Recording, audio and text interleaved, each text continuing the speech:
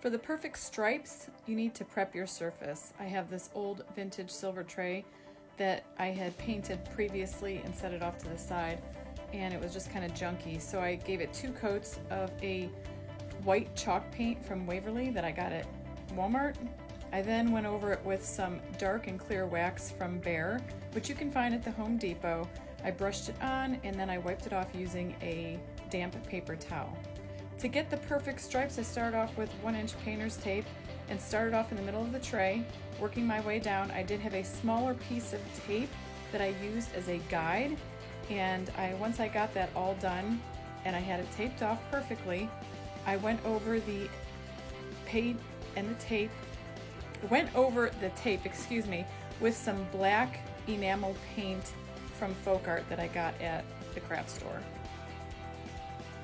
Make sure you dry your paint really well before you remove the painter's tape. I did pick up some of the white paint right there, and I just went ahead and fixed that and then gave it another coat of wax. I wanted to have a kind of grungy look, so I went over it with a coarse sanding block and scuffed it up. And then on the sides, I had an even number of insets, so to say, so I went ahead and I painted every other one black, just following that curve of the tray and the angles of those lines. And using a flat tipped brush, I just gave it a coat of that enamel black paint from Folk Art.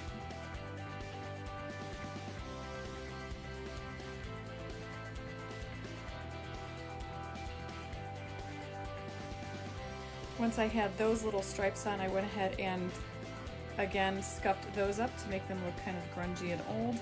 And then I took some liquid gold and a really fine, pointy, long-haired brush, and I went around the sides of the tray and I just outlined that with the liquid gold, also along the sides of the stripes where the black met the light part.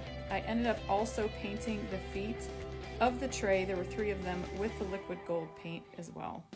And I also went over and did the same kind of technique to the longer stripes, just kind of dry brushing some of that gold on there.